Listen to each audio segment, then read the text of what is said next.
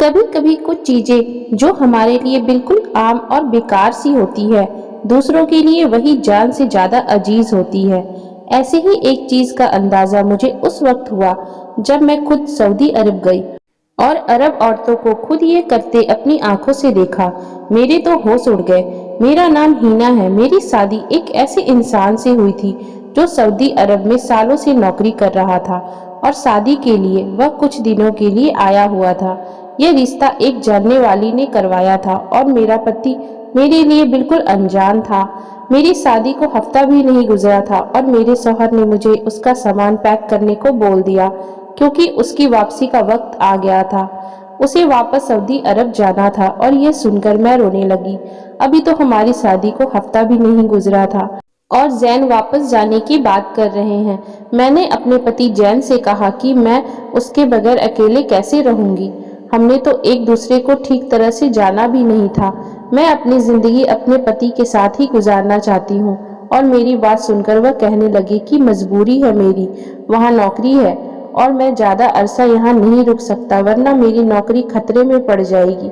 वैसे तो 1 महीने की छुट्टियां पर आया था, लेकिन कंपनी ने अचानक ही उसकी छुट्टियां कैंसिल करके उसे वापस बुला लिया था। यह सुनकर मेरी आंखें नम हो गई थी और मुझे गुस्सा भी आ रहा था। एक परदेसी से शादी करना कितना ही मुश्किल काम है, इस बात का एहसास मुझे आज हो रहा था। मुझे सामान बांधने के लिए कहकर जैन बाजार चले गए और कोई 10 किलो से भी ज्यादा फिटकरी खरीद कर लाए और कहने लगे इसे भी मेरे सामान में रख दो। इतनी सारी फिटकरी देखकर मैं हैरान हो गई और मैंने कहा कि आप वहां जाकर इसका क्या करेंगे? ये तो बहुत सारी हैं, इससे तो आपके सामान का वजन भी बढ़ जाएगा और ऊपर से पैसे भी भरने पड़ेंगे। क्या वहां भी हमारे इलाके की तरह पानी गंदा आता है? मैंने अपनी समझ के हिसाब से बात की थी क्योंकि मेरी अम्मी हमेशा ही पानी के कूलर में फिटकरी डाला करती थी और पानी बिल्कुल साफ हो जाया करता था। मेरी बात सुनकर जैन हंस पड़े और कहने लगे यह तुम्हारे इलाकों में पानी साफ करने के लिए इस्तेमाल की जाती है, पर वहां तो एकदम पानी साफ आता है। सऊदी औरतें इसका कुछ और ही इस्तेमाल करती है जो मुझे नहीं पता है, लेकिन मुझे यह मालूम है कि वहां इसकी बहुत अहमियत है। सऊदी औरतें फिटकरी को खरीदने के लिए तड़पती है। हर सऊदी औरतों के घर यह लाजमी मौजूद होती है। मैं जब भी जाता हूँ वापस फिटकरी जरूर लेकर जाता हूँ। जैन की बात सुनकर मैं हैरान रह गई थी। यहाँ तो हर दुकान पर ही फिटकरी आमतौर पर मिल जाती है, लेकिन उस वक्त मेरा मसला फिटकरी नहीं बल्कि जैन की जुदाई थी। मैंने उनके सामान में फिटकरी रख दी थी। मैंने रोते हुए उससे कहा जितनी जल्दी मुमकिन हो सके वह मुझे अपने पास बुला ले। मेरे आंसू रुकने का नाम ही नहीं ले रहे थे। अभी तो हम दोनों ने अपनी खूबसूरत जिंदगी की शुरुआत की थी और इतनी जल्दी जुदाई का वक्त भी आ गया था। पति के बगैर ससुराल में रहने का सोच सोचकर मुझे परेशानी हो रही थी। मुझे उस तरह रोता हुआ देखकर जैन कहने लगे तुम ज्यादा परेशान ना हो, वहां जाकर मैं तुम्हें बुलाने का इंतजाम कर लूंगा। मैं जानती थी ये सब झूठे बहाने थे, लेकिन सिवाय आंसू बहाने के मेरे पास और कोई रास्ता नहीं था। मेरी सास ने तो मेरे आंसू को भी ड्रामाबाजी करार कर दिया था। उनका कहना था कि वह भी तो सालों से अपने बेटे की जुदाई बर्दाश्त कर रही है। खैर, जैन मुझे छोड़कर चले गए थे। फिर उन्होंने मुझे एक दिन बताया कि वह मुझे अपने पास सऊदी अरब बुला रहे हैं। वह सारी कार्यवाही कर चुके थे। उन्होंने मुझे कागजात भी भेज दिए थे। यह सुनकर मैं खुश हुई। वहीं मेरी सास के चेहरे का रंग बदल गया, लेकिन मैंने उनको नजरअंदाज करके जल्दी जल्दी जाने की तैयारी की। मैंने जैन से पूछा कि क्या आपके लिए कुछ लेकर आना है? जैन ने मुझे अपने साथ 15 किलो फिटकरी लाने को कहा। यह सुनकर मैं हैरान हो गई। क्या? अभी तो कुछ दिनों पहले आप 10 किलो फिटकरी लेकर गए थे। 15 किलो फिटकरी तो बहुत ज्यादा होती है। मेरा अपना सामान भी अच्छा खासा था और फिर से 15 किलो फिटकरी रखने की वजह से मुझे ज्यादा वजन के पैसे भी भरने पड़ेंगे। और मैं सोचने लगी पता नहीं इतनी सारी फिटकरी का यह सऊदी औरतें क्या करती हैं। मेरे लिए इतना भारी सामान संभालना मुश्किल हो रहा था। कुछ ही घंटों के सफर के बाद मैं सऊदी अरब अपने पति के पास पहुंच गई। एयरपोर्ट पर जैन को देखकर मेरी खुशी का इंतहा नहीं रहा, मगर मेरे पति ने मुझसे पहला सवाल यही पूछा कि तुम फिटकरी लेकर आई हो। उनकी यह बात सुनकर मेरा दिल टूट गया। उन्हें मुझसे ज्यादा फिटकरी की फिक्र थी, जबकि मैं उनसे मिलने के लिए बहुत ही बेताब थी। मैंने खामोशी से फिटकरी निकालकर उन्हें दे दी, लेकिन न जाने वो फिटकरी किसको दे आए थे। वापसी पर उनके पास काफी ज्यादा पैसे थे। वापस आकर वो मुझसे बहुत मोहब्बत से पेश आए थे। उसके बारे में सवाल पूछने का मौका ही न मिला और ना ही याद रहा कि वह फिटकरी किसे और क्यों देकर आए हैं। जैन की प्यार भरी बातों में मैं सब कुछ भूल गई। सच कहूँ तो मुझे यकीन नहीं आ रहा था कि जैन ने मुझे अपने पास बुला लिया है। आने वाले 1 महीने में मैंने अपने पति के साथ बहुत ही अच्छा वक्त गुजारा, लेकिन 1 महीने बाद ही मेरे पति कहने लगे कि अब तुम्हें मैं यहाँ नहीं रखना चाहता। मेरे लिए यह मुमकिन नहीं है, तो बेहतर है कि तुम वापस लौट जाओ। जैन की बात सुनकर मेरे सर पर आसमान गिर पड़ा। आप कैसी बातें कर रहे हैं? मेरी आपके बगैर वहाँ क्या जिंदगी गुजर होगी? मैं तो अपने सब रिश्तेदारों को कहकर आई हूँ कि अब मैं हमेशा के लिए आपके साथ रहूंगी। वैसे भी मैं वहाँ जाकर क्या करूंगी? वह कहने लगे कि यहाँ खर्चा बहुत ज्यादा हो गया है और अम्मी पैसों के लिए तगाजा करती रहती है और तुम्हारे यहाँ होने से मेरे सारे पैसे यहीं खर्च हो रहे हैं। मैंने नाराजगी से कहा कि अगर ऐसी बात है तो मैं भी यहीं कोई नौकरी कर लेती हूँ। मैं अपना खर्चा खुद उठा लूंगी, लेकिन अब मैं वापस नहीं जाऊंगी। मैं अकेले वहाँ जिंदगी नहीं गुजार सकती। मेरी बात सुनकर जैन कहने लगे, तुम्हें यहाँ भला क्या काम मिलेगा? तुम क्या नौकरी करोगी? बहुत सोचने के बाद मैंने जैन से कहा, मुझे लोगों के घरों का काम ही क्यों ना करना पड़े, मैं कर लूंगी, मगर वापस नहीं जाऊंगी। जैन को मेरी बात मजाक लगी, लेकिन मैंने इरादा कर लिया था कि मैं नौकरी करूंगी। फिर मैंने 15 फ्लैट वालों से कहकर कुछ अरबी औरतों के घर में काम तलाश कर लिया। उस 1 महीने में मेरी काफी लोगों से जान पहचान हो गई थी, क्योंकि हम जिस जगह रहते थे वहाँ ज्यादातर भारतीय फैमिली रहती थी और उस वक्त मेरी जान पहचान मेरे काम आई थी। 2 अरबी औरतों के घर में खाना पकाने के लिए रख लिया गया है। तो मेरी बात सुनकर वह हैरान रह गए और कहने लगे, तुमने सच में ही काम ढूंढ लिया है? मैं तुम्हें दूसरों के घर जाकर काम करने की इजाजत नहीं दे सकता। जैन ने मेरी सारी खुशी खाक में मिला दी थी, लेकिन मैं इतनी आसानी से हार मानने वाली नहीं थी। उनकी बात सुनकर मैं रोने लगी। मेरे आंसुओं ने ही जैन का दिल मोम कर दिया। अब वो खुद भी मेरे बगैर नहीं रहना चाहते थे। मैं अच्छी तरह जानती थी कि मेरी सास उन पर मुझे वापस भेजने के लिए दबाव डाल रही है, इसलिए वह मजबूरन मुझे वापस भेज रहे हैं। मैंने जानबूझकर इतना रोने का नाटक किया कि जैन ने मुझे काम करने की इजाजत दे दी। मेरी खुशी का ठिकाना ना रहा, क्योंकि अब मैं वहां हमेशा के लिए रह सकती थी। मैंने खुशी से जैन को गले लगा लिया। अगले दिन जैन दफ्तर जाते हुए कह गए कि अगर तुम्हें काम समझ आया तो ही करना, वरना पहले ही दिन वापस आ जाना। मैंने उन्हें बेफिक्र कर दिया और उनके जाते ही घर के सारे काम निपटाकर और फिर मेरी पड़ोसन मुझे उन औरतों के घर ले गई। क्या घर थे, आलीशान महल थे। मैं तो देखकर हैरान रह गई थी। और दोनों ही अरबी औरतें बहुत अच्छी और खुशमिजाज थी। उन्हें उर्दू समझ आती थी, लेकिन बोलनी नहीं आती थी। उन्होंने इशारों में मुझे समझा दिया कि मैं उन्हें किस तरह का खाना पकाकर दूं। पहले ही दिन मैंने बावर्ची खाने में एक अजीब सी बात देखी। एक दिन बहुत बड़े डिब्बे में ढेर सारी फिटकरी के टुकड़े पड़े हुए थे। उसे देखकर मुझे याद आ गया कि मेरे पति और मैं भी तो इंडिया से इतनी सारी फिटकरी लेकर आई थी। पता नहीं मेरे पति ने उसके साथ क्या किया था। यह अरबी औरतें आखिर इस फिटकरी का क्या करती हैं? लेकिन यह सवाल मैं किस से पूछती, क्योंकि इस घर में मौजूद जितने भी और मुलाजिम थे वह सब अरबी थे। यहाँ इंग्लिश भी किसी को नहीं आती थी और जैन पहले से ही बता चुके थे कि उन्हें इस बारे में कुछ पता नहीं कि अरबी औरतें इसका क्या करती हैं। मैंने सोचते सोचते 2 घंटे में खाना तैयार कर दिया और फिर दूसरी अरबी औरत के घर चली गई।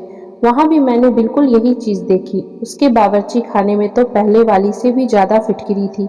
मैं सोचने लगी कि आखिर माजरा क्या है। इंडिया में तो मैंने ऐसा कुछ नहीं देखा था। मुझे खाने पकाते थोड़ी ही देर गुजरी थी कि मेरे दूसरी अरबी मालकिन बावर्ची खाने में आई और उसमें फिटकरी का एक टुकड़ा निकालकर और उसे तेल में भिगोकर एक कोने में ढककर रख दिया। पता नहीं उसने ऐसा क्यों किया था, मुझे मालूम नहीं हो सका। उसका अंदाजा छुपाने वाला था। वह नहीं चाहती थी कि मैं उसकी तरफ देखूं। इस बात पर तो मैं भी हैरान हो गई थी। खैर, मेरा पहला दिन था और बहुत अच्छा गुजरा। मैं दोनों घरों का खाना पकाकर 5 घंटे में ही खाली हो गई थी और जैन के घर लौटने से पहले ही घर लौट आई थी। खाना पकाने का मुझे हमेशा से ही बहुत शौक था, इसलिए ये काम मुझे बिल्कुल भी भारी नहीं लगा। शाम को जैन घर आए तो मुझसे ढेरों सवाल पूछने लगे। मैंने उन्हें बेफिक्र कर दिया कि काम बहुत अच्छा है और मुझे किसी किस्म की कोई तकलीफ नहीं है। वो चाहे तो मेरी सारी तनख्वाह अपने घर भेज सकते हैं। मेरी बात पर जैन हल्के से मुस्कुरा दिए। वह जानते थे कि ये सब मैंने उनके साथ रहने के लिए कर रही हूँ।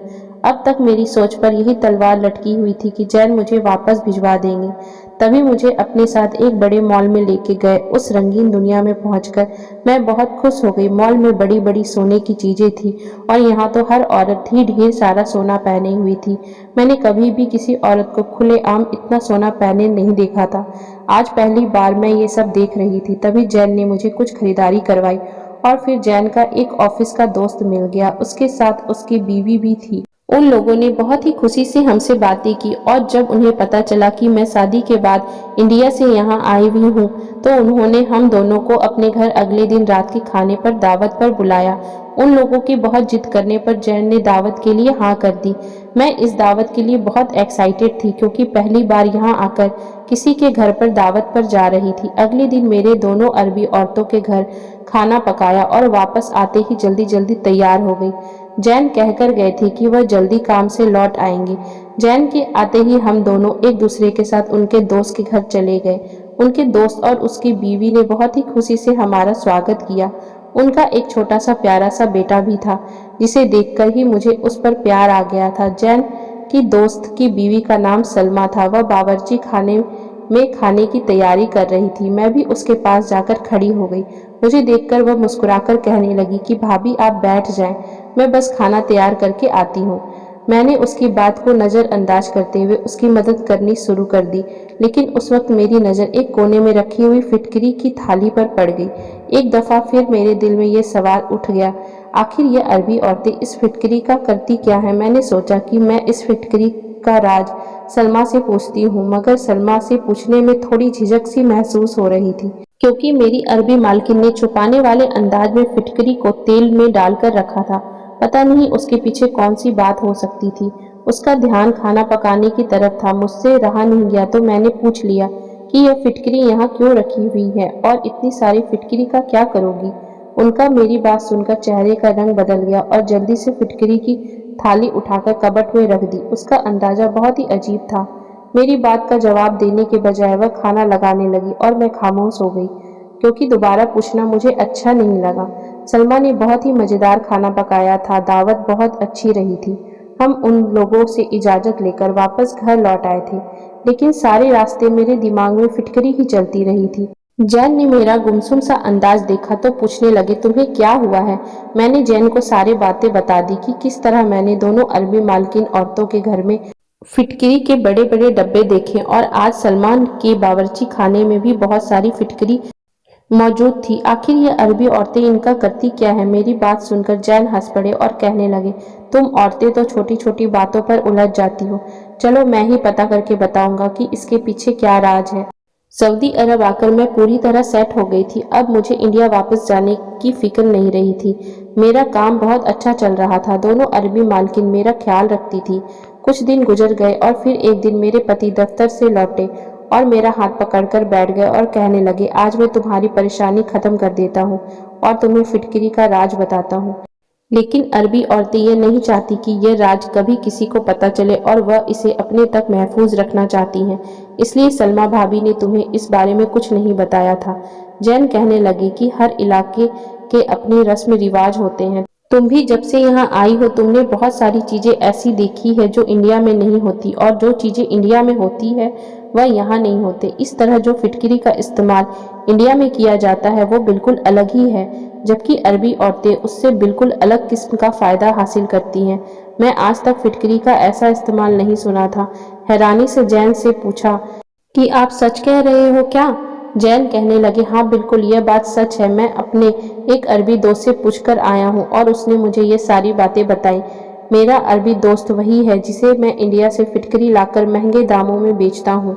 मेरे पति ने मुझे बताया कि अरबी औरतें पहले एक खास किस्म का तेल तैयार करती है जो उन्होंने अपने बड़े बुजुर्गों से तैयार करना सीखा है। तेल में कुछ मिलाकर ये तैयार किया जाता है। उस तेल को तकरीबन 2 महीने तक रखकर तैयार किया जाता है और फिटकरी को इसमें कई दिन रख दिया जाता है और उसके बाद रोज रात को फिटकरी को पीसकर इस्तेमाल किया जाता है। उनका मानना है कि इस तरह उनको बेटा पैदा होगा। और सुना है कि वाकई जो अरबी औरतें फिटकरी वाले तेल को इस्तेमाल करती हैं उनके पास बेटों की पैदाइश होती है। यह बात मेरे लिए अनोखी थी और वाकई जैन ने ठीक कहा था। अगर इंडिया की औरतें को इस बारे में पता चल जाता तो सब की सब औरतें इस टोटके का इस्तेमाल करना शुरू कर देती, मगर मुझे ये समझ नहीं आया था कि अरबी औरतें इस बात को इतना छुपाकर क्यों रखती थी। मेरी बात सुनकर जैन कहने लगे कि हर किसी के अपने तौर तरीके होते हैं और ज्यादातर औरतें बताना भी नहीं चाहती कि वह बेटे पैदा करने के लिए कोई टोटका इस्तेमाल कर रही हैं, खास करके अरबी औरतें।